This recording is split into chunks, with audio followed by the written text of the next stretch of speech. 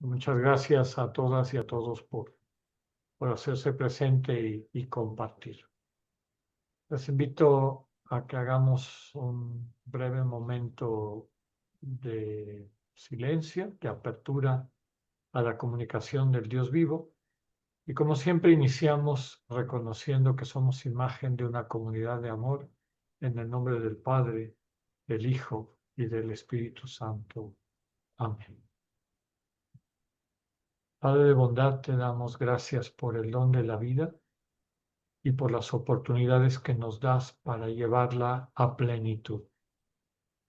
Agradecemos tu compañía permanente y el don de tu Espíritu que ilumine nuestro camino, de tal manera que, acogiendo tu comunicación, tus invitaciones, tus mociones, podamos ir contribuyendo desde nuestra misión a la construcción de tu cuerpo. Todo te lo pedimos en Cristo nuestro Señor.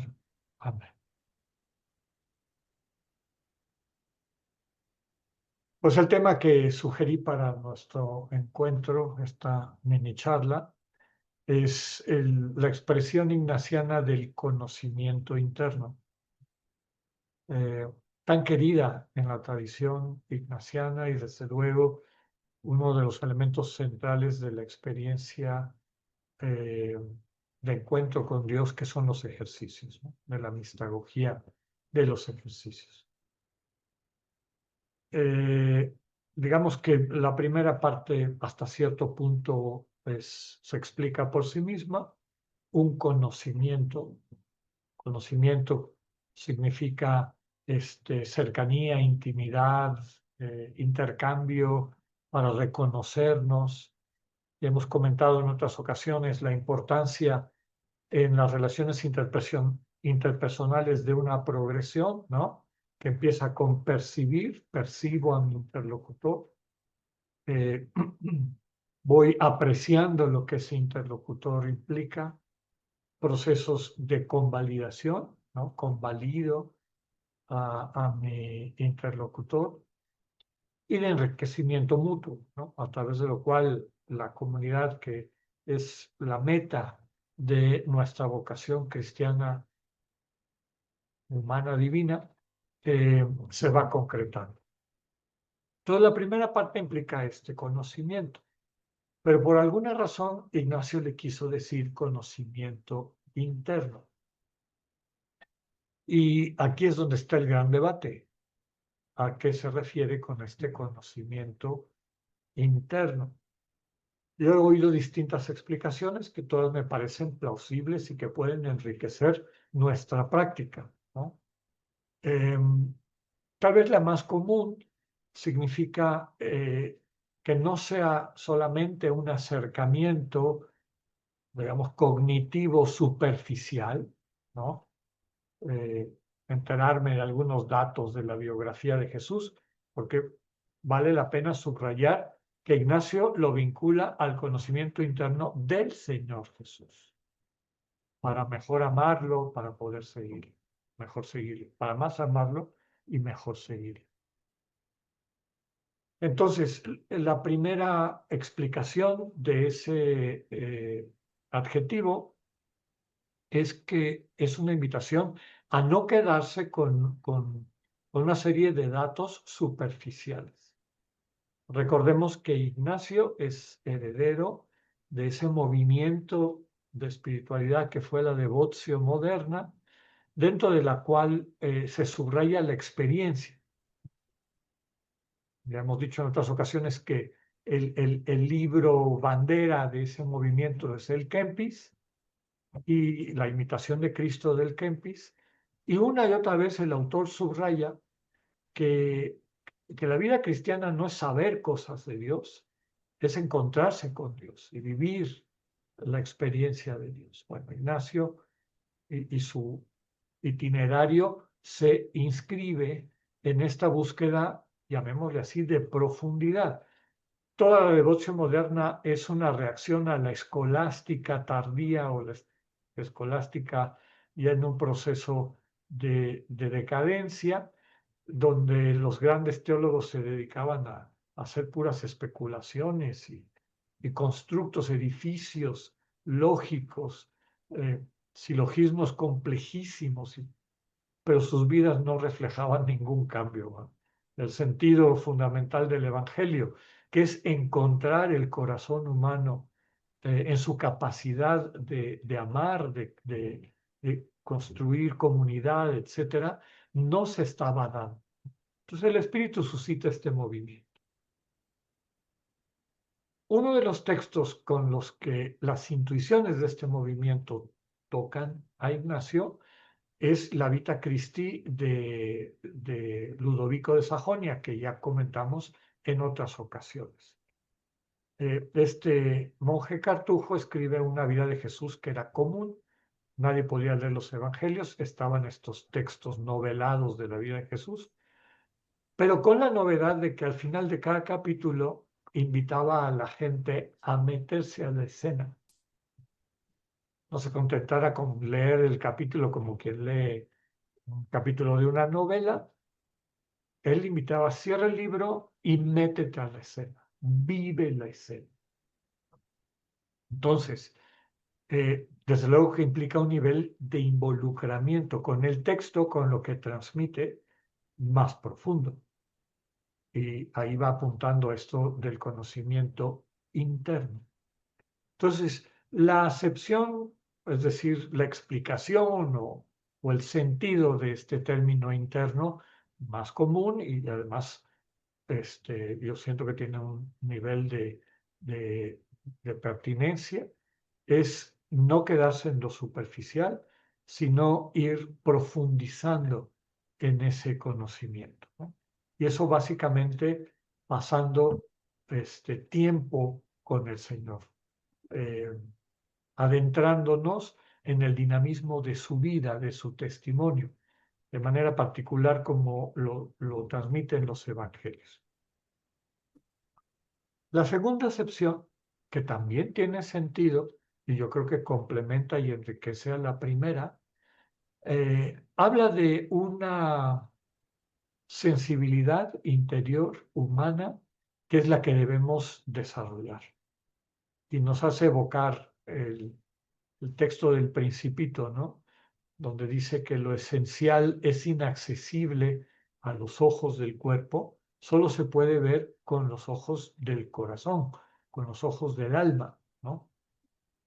La intuición es que en un camino de interioridad, de interiorización, la conciencia humana va alcanzando acceso a más elementos, llamémoslo así, cognitivos, va conociendo más cosas que no tendría acceso a ellas si se quedara solamente en esa visión de la mirada del cuerpo, ¿no? Ya sabemos que hay una tradición muy antigua en el propio cristianismo, en diálogo con el platonismo y neoplatonismo, que habla de distintos niveles de mirada, distintos niveles de conciencia, ¿no? Y yo suelo decir, no, esto no es historia griega, pero más allá de la clasificación de la que voy a hablar ahorita, estaría la ceguera del sarx, la ceguera de la carne muerta, ¿no? Porque el primer nivel en esa tradición es la mirada del cuerpo, la mirada del soma, es decir, aquello que es accesible a nuestros sentidos, ¿no? El ser humano, desde que está sobre la faz de la tierra y toma conciencia de lo que le rodea, pues puede percibir cosas. Por ejemplo, ahorita estamos en un tormentón, no sé a qué hora voy a llegar a mi casa, porque creo que toda la ciudad está inundada, pero bueno, mis oídos, mi vista capta eso. La mirada del cuerpo me transmite una serie de datos de realidad que me permiten ubicar. Requiere un crecimiento, profundización, que hemos explicado hasta el cansancio en muchos lugares, para alcanzar la mirada de la mente, una mirada psicológica o psíquica, racional. Y eso toma tiempo, ¿no? Va se va ejercitando, se va conociendo y obtenemos toda una gama de datos a nuestra conciencia, sobre todo que nos permiten ir entendiendo algunos de los fenómenos que el cuerpo percibe. Por ejemplo, la lluvia de hoy, pues podría yo decir, el calorón que sentimos a media tarde eh, prefiguraba que se venía una tormenta, un chaparrón. Pero eso ya es un análisis racional, ¿no? Ya voy utilizando elementos, herramientas de mi experiencia y también de las habilidades explicativas que voy desarrollando eh, para poder dar ese paso. Entonces, digamos que es un conocimiento más profundo, la mirada de la mente, la mirada psíquica. Pero donde queremos llegar es a la mirada del espíritu, a la mirada del corazón, volviendo a la expresión del libro del Principito, ¿no? Eh, Poder contemplar el mundo desde el corazón. Y contemplar, pues, por utilizar un término, a lo mejor si utilizamos un verbo más general, como es percibir, percibir el mundo de otra manera. ¿Qué es lo que aporta el corazón que no encontramos en algunos de estos otros que también son importantes y alimentan nuestra conciencia?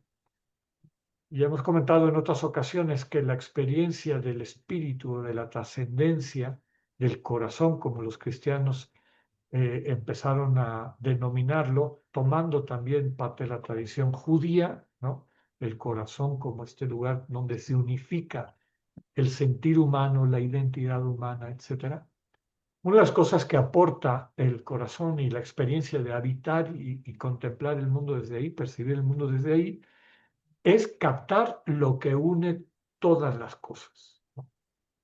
Percibir esta armonía que subyace al entorno.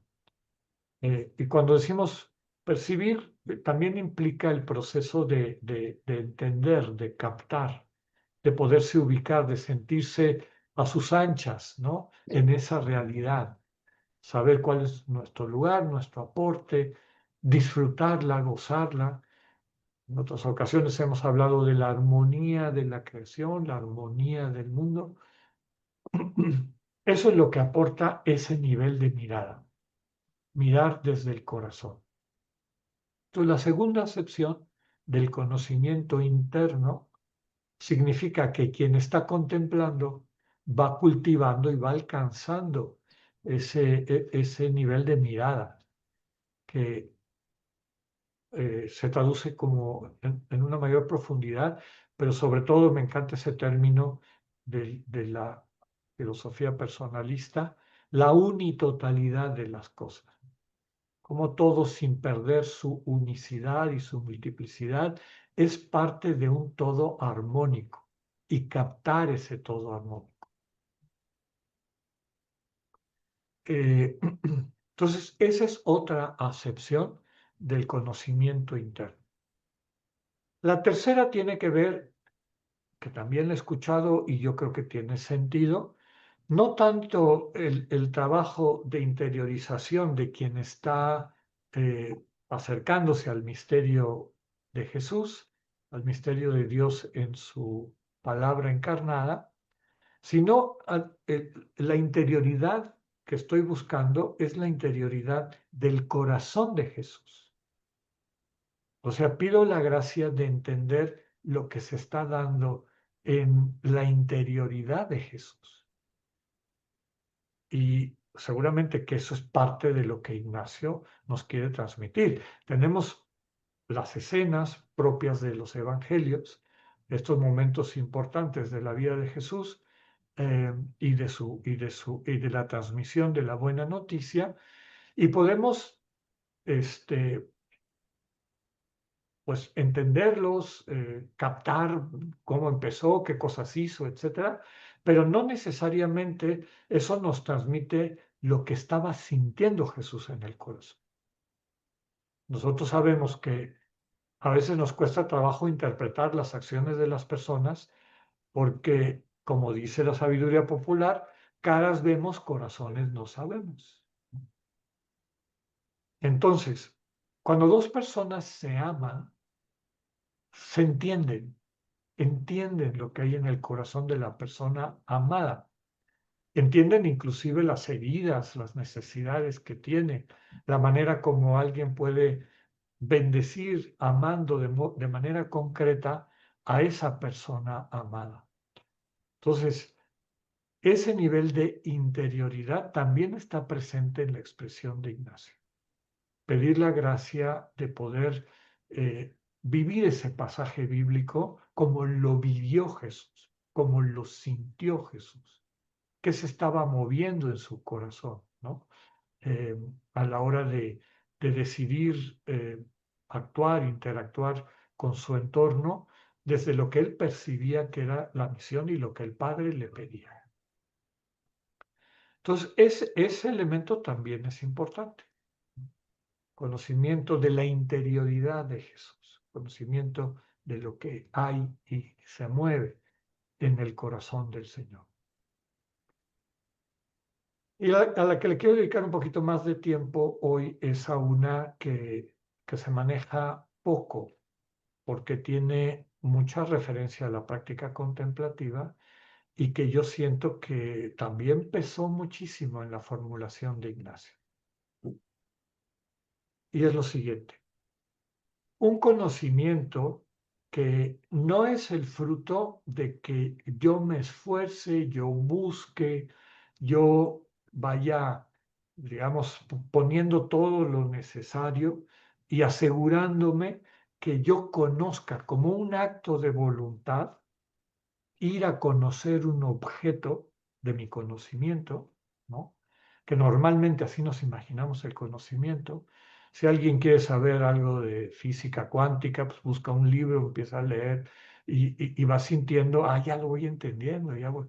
Pero ahí hay un objeto y yo me puedo esforzar, seguir, por ejemplo, las argumentaciones matemáticas para tratar de captar el fenómeno que está describiendo esa hipótesis o esa teoría científica. Yo creo que el conocimiento interno del que habla Ignacio implica un cambio de actitud. No se trata de ir a buscar, no se trata de esforzarme por ver de dónde saco esa información que estoy buscando, y sobre todo porque detrás de eso hay una, digamos, una concepción de que lo que tengo enfrente es un objeto de conocimiento y no un sujeto de relación, que son dos cosas distintas. Entonces, no sé por qué se me están ocurriendo un montón de ejemplos del Principito. Conste que no lo acabo de leer, lo leí hace algunos añitos. Esa escena tan linda de la zorra que le dice, me tienes que amestrar, porque yo ahorita te tengo miedo. ¿Y cómo se hace eso? Y le va explicando, ¿no? Yo me voy a acercar un poquito, tú no te mueves, te haces el tonto, etcétera. Y eventualmente, pues nos vamos a encontrar, ¿no? Eventualmente voy a estar a gusto contigo y tú estarás a gusto conmigo. Eso implica un itinerario donde no puedo prescindir del otro, donde para que se dé ese conocimiento tiene que haber la voluntad comunicativa de todas las personas involucradas.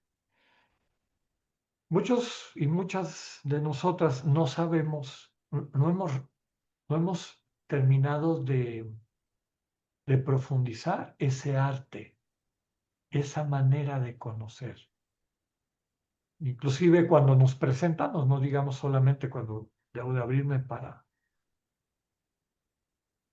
poder tener este conocimiento interno de una persona con la que quiero entablar una relación de amor, de agape, a veces hasta para presentarnos. Es común que en nuestra sociedad nos presentemos como objeto. cuando nos toca presentarnos en alguna reunión, empezamos a dar datos, cómo me llamo, de dónde vengo, qué trabajo, etcétera, ¿no? ¿En qué trabajo? Rara vez hablamos de nuestros sentimientos, ¿no? No, pues yo soy una persona introvertida, a mí me encanta el silencio, o yo soy una persona muy creativa, siento que uno de mis dones fundamentales es, etcétera, etcétera, etcétera, ¿no? Más desde esta perspectiva relacional, ¿no? ¿Cómo me acerco a ti desde quién soy, estos elementos identitarios, para que nos podamos ir acercando como la zorra y el principito y estemos finalmente contentos y a gusto unos con otros, ¿no? Es un camino, es un itinerario. Yo creo que en los ejercicios a veces se nos ha escapado esa dimensión. Se nos olvida, por ejemplo, porque así lo aprendí yo cuando estaba en la formación, que la famosísima oración de petición es eso, es una oración de petición de una gracia, no es un programa o una prospectiva de mi voluntad, ¿no? Recordemos que en algunas de esas está la petición, por ejemplo, en la pasión de una meditación del pecado, ¿no? Confusión de mi pecado para poderlo aborrecer, etc. Lo estoy pidiendo. No me están diciendo, pues este es tu examen final. Si al final puedes decir, ay, sí, sentido, muy bien, pasaste, lo hiciste bien.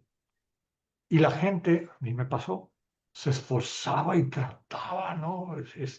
Hay algo que no estoy haciendo bien, tengo que hacer un esfuerzo mayor. Y eso no es conocimiento interno. Un conocimiento interno es realmente desde el corazón abrirse al encuentro con la otra persona. Y en ese diálogo interpersonal de estar consciente que tengo ante mí un sujeto de relación, no un objeto de conocimiento, transforma radicalmente las relaciones interpersonales y por ende la relación con Dios, porque Dios es persona, no es un objeto del conocimiento, así sea conocimiento teológico, dogmático o lo que sea. La relación del ser humano con Dios es de persona a persona. Volviendo a lo que comentábamos de la perspectiva contemplativa, la práctica de la renuncia de las expectativas, la práctica de decirle a Dios, como sugiere Ignacio, Señor, voy a empezar a meditar tu resurrección.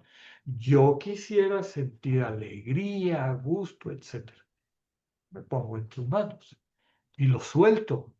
Y yo me adentro al camino contemplativo, digamos, predominantemente bíblico, al que nos invita Ignacio, o evangélico, porque son sobre todo pasajes evangélicos, en los que en vez de estar buscando y ver cómo le saco a la escena fruto, contemplo. Y desde esa actitud de acogida, de apertura, se me van dando los dones, se van presentando.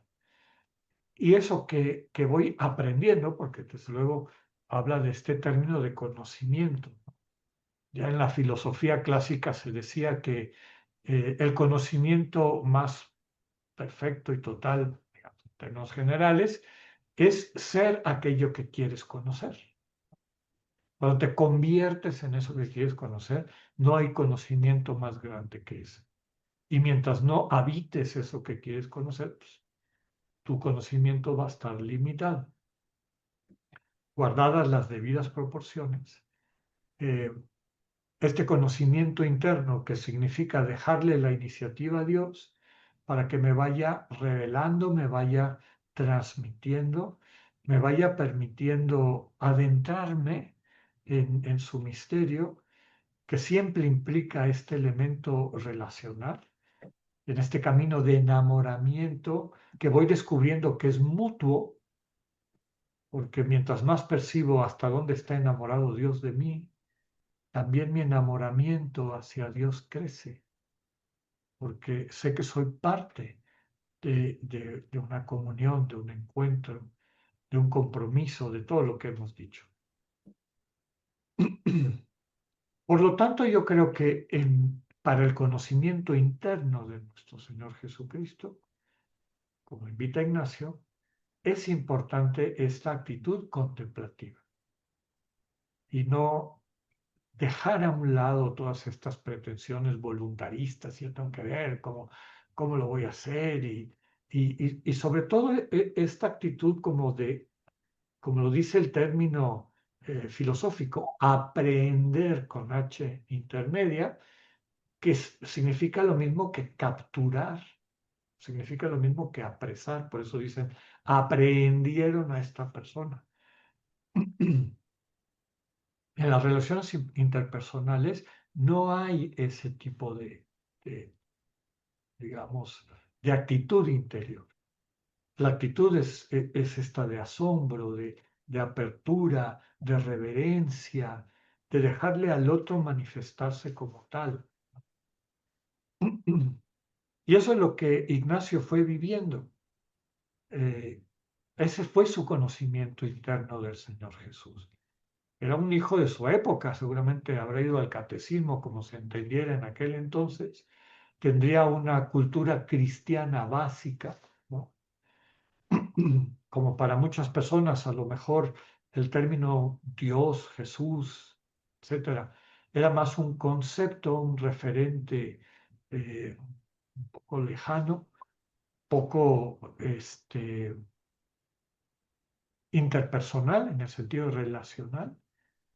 Y en su convalecencia, en esta no solo lectura, sino práctica del texto de la Vita Christi de Ludovico de Sajonia, pues se encontró con un Jesús que era presencia, con un Jesús que tenía algo que comunicar, con un Jesús que le fue demostrando lo que Ignacio era para él. Y al mismo tiempo, de forma paralela, concomitante, Ignacio va entendiendo quién es Jesús para él. Finalmente, las relaciones de amor tienen que ver eso.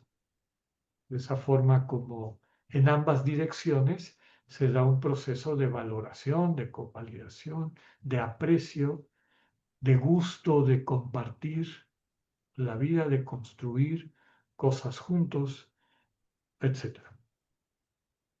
Entonces, esta otra acepción, esta cuarta acepción del conocimiento interno, siento que a veces es la más necesaria de desarrollar, porque sin ella, sin esa actitud teologal, sin esa disposición interior, las otras tres son rollo.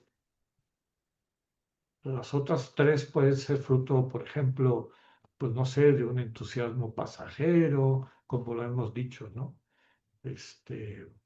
¿Cuántas veces las personas después de su primera tanda de ejercicios, bueno, sienten que ya entendí, ya esta es la neta del planeta y quieren salir y creen que se van a comer el mundo a puños y a la segunda semana ya se les olvidó todo, ya se los comió la cotidianidad y la vida. A veces en la comida de despedida de los ejercicios me ha tocado que después de una semana de grandes fervores y demás, y de estos proyectos del síndrome del neoconverso, en la comida del final se enojan, se pelean, se dicen tres cosas y todo lo que vivieron antes quedó como anécdota, ¿no? Como un recuerdo. El conocimiento interno implica realmente una transformación, implica una transformación que se da desde de esta relación interpersonal en el amor, el compromiso, el don de sí, todo lo que eso significa. De ahí la importancia del cultivo de esta actitud teologal que ya conocemos y hemos descrito, ¿no? Cómo dejamos a un lado nuestras expectativas, renunciamos a las etiquetas que traemos para colgarle a nuestro interlocutor, a nuestra interlocutora, y nos damos la oportunidad y le damos la oportunidad de presentársenos, de permitirnos conocerle desde quién es, y vuelvo a decir, desde la manera como nos mira, desde la propuesta de relación a la que nos invitan. Pues espero que esta breve reflexión de lo que significa el conocimiento interno nos permita aplicarlo en nuestros espacios de oración, en particular en nuestros espacios de lección divina, de acercamiento a la palabra de Dios para dejar que se convierta en comunicación, en palabra viva, y sobre todo para este encuentro con el Señor Jesús, con la presencia de Dios en estos espacios de oración. Pues muchísimas gracias por su atención y su paciencia. Y Dios mediante, espero que nos podamos ver en septiembre. Que es misericordia infinita y que desde esa misericordia, desde ese corazón abierto y dispuesto a la relación de amor, nos comparte el don de su Espíritu para que ensanchando nuestro corazón cada vez sea más capaz de acoger la forma como el propio Dios se nos quiere regalar. Y que Dios Todopoderoso les bendiga en el nombre del Padre, del Hijo y del Espíritu Santo. Amén.